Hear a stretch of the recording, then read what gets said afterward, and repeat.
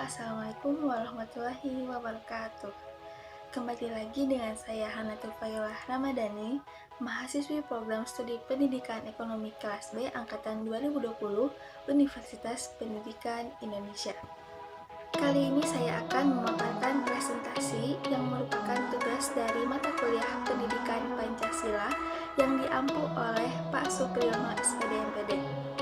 Materi yang akan saya sampaikan pada kali ini adalah mengenai sumber historis, politis, sosiologis, dan dinamika serta tantangan Pancasila sebagai dasar nilai dalam pengembangan ilmu. Yang pertama adalah sumber historis. Pancasila sebagai blueprint rencana pemikiran dan tindakan bangsa Indonesia. Hal itu disampaikan oleh Presiden pertama kita yakni Soekarno pada kuliah umum yang bertemakan Pancasila Dasar Falsafah Negara pada 26 Juni 1958 sampai dengan 1 Februari 1959. Kemudian pada tanggal 15 Oktober 1987, Universitas Gadjah Mada mengadakan seminar dengan tema Pancasila sebagai orientasi pengembangan ilmu yang bekerja sama dengan Harian Kedaulatan Rakyat.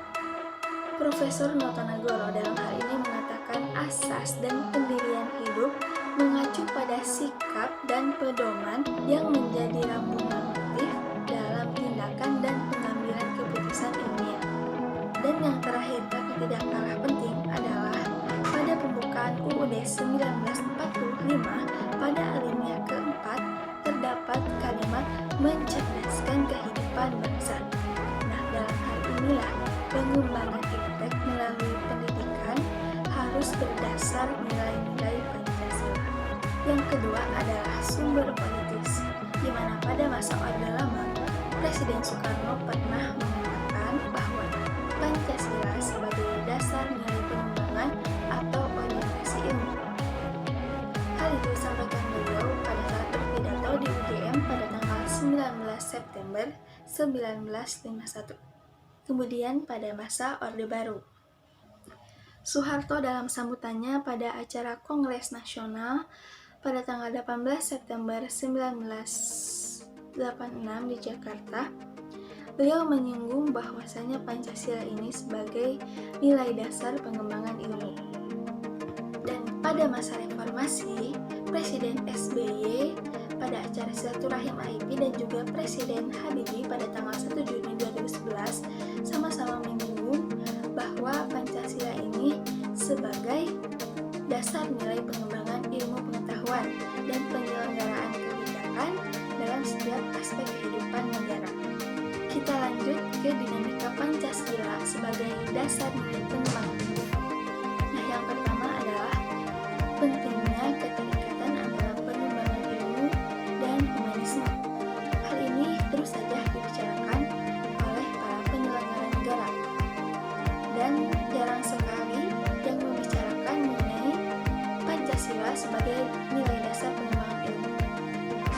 Yang kedua adalah perhatian khusus dan eksplisit dari para kaum intelektual di beberapa perguruan tinggi terhadap Pancasila sebagai dasar nilai pengembangan ilmu.